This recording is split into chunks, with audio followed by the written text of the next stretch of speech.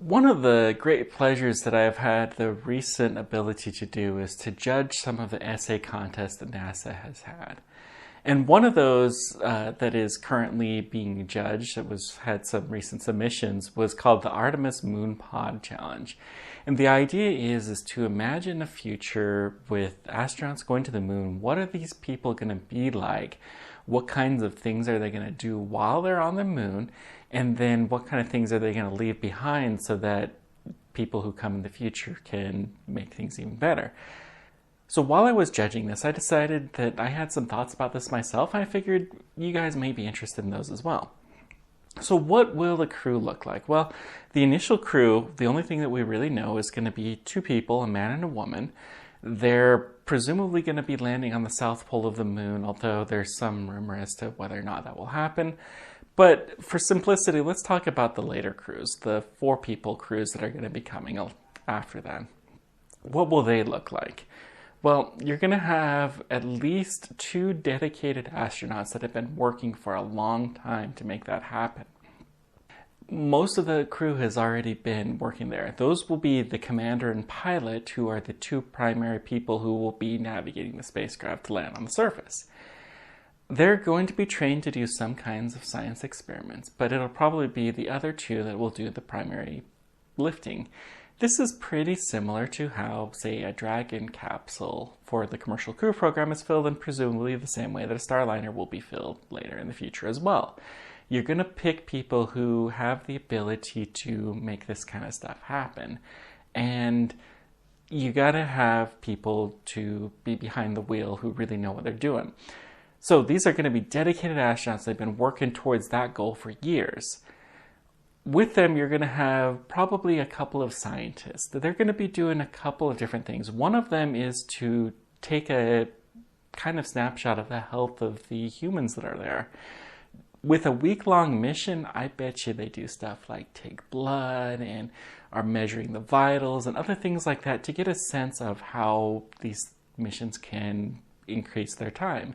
You need to know how healthy things are, and we don't really know that well how healthy the moon's gravity is. Is it good enough to stay there for a year and be just fine, or would your bones weaken like they do on the space station?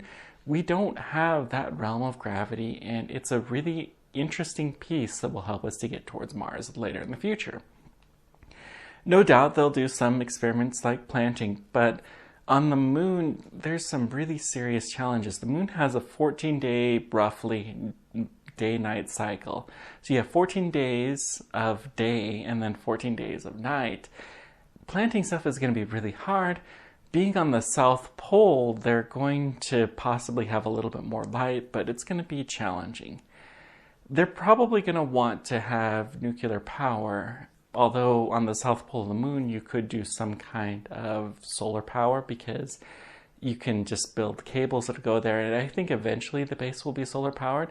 But if you're going to stay there for an entire lunar day for a month, basically, you're going to want to have the ability to charge your batteries and to not have to deal with the solar power.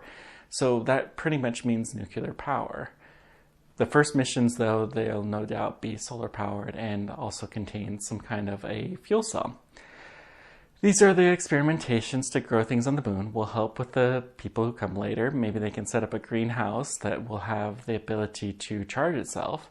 You could have a robot that could follow the path around to collect the sunlight.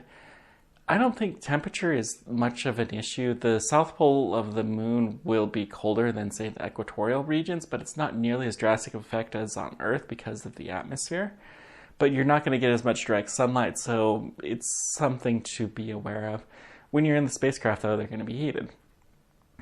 The human landing system candidates, and we don't know which one of them are going to be, will be able to pretty comfortably support the astronauts for at least a week. And eventually there will be multiple of these pods on there that will grow to allow for a larger habitation. I think that sometime within the next 15 to 20 years, there will be people living on the moon pretty much full-time, similar to how people live on the space station.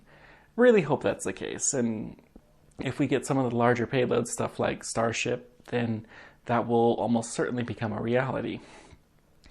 They're going to be doing research there. They're going to be looking at the rocks. They're certainly going to be looking for water. We pretty much know that there's water at the south pole of the moon, and if you can find that, then that would be great.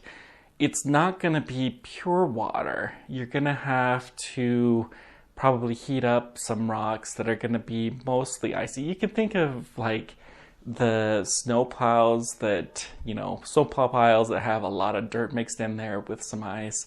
You're not going to just be drinking that directly, but it is a good source, and they're not even going to be that clean. But still, you can just melt it and do some filtration and you'll have water. Water can be used to make rocket fuel. It can also be used for drinking, for watering the plants and doing all of that kind of stuff. So as the missions progress, no doubt, they're going to extend the duration. They're going to have more habitats. The real goal is to put a base on the south pole of the moon because it's just the most habitable area there. Some of the earlier missions in particular may land at some other spots. The Gateway mission allows for landing stuff at any particular point along the moon, but the South Pole is really the primary focus. So what about a medic? Do you need a medic on the moon? Well, not really. Everyone who's there is going to have to be trained in basic first aid, probably even advanced first aid, but you don't need anything beyond what a firefighter would have as their training. You're not going to be performing surgery. You're not going to be prescribing medicine, although they no doubt will have some medication. If they need anything, they can talk to Earth. But you will need to be able to, say, stitch somebody up. You will need to do stuff like that may happen, draw blood for sure. But they're going to be working in concert with the people that are back on Earth, so the flight surgeon is going to remain on Earth. That will be no different than the Apollo missions were. Still, it's going to be pretty interesting to see when we go to Mars. The duration is much, much longer, and you probably will want to have even more advanced training, although you're still not really going to be performing surgery. Nobody knows how to perform surgery in zero gravity. Nobody knows how to perform surgery even at Mars gravity, although presumably that's pretty similar to how they are on Earth.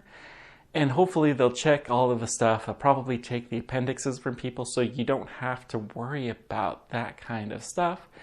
They'll check them thoroughly for cancer and for anything like that that may possibly need surgery, because you want to figure that out when you're on the ground. But they will bring a supply of medicine, and as needed, doctors on the ground can help them out with that. You will need some pilots. You definitely will need people who can fix everything. All of the astronauts that were on the shuttle had extensive training in being able to work with the systems and to be able to fix some stuff on orbit. And you're most definitely going to want that when you go to Mars, and you're probably going to want that when you go to the moon as well. Thank you guys very much for joining me.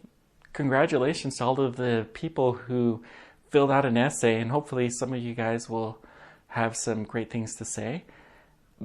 These programs that NASA does are really cool, and it's really cool to see what some of the youth are saying about the future of the program. I also previously got to be a judge for the naming of the Mars 2020, which is now named Perseverance, naming that rover. It was a lot of fun to do, and for those of you who are in the aerospace industry, you take a look. I'll put a link below on how you can volunteer to be a part of these projects in the future. You guys are awesome. Thanks for everything. Until next time, keep on tracking. Take care.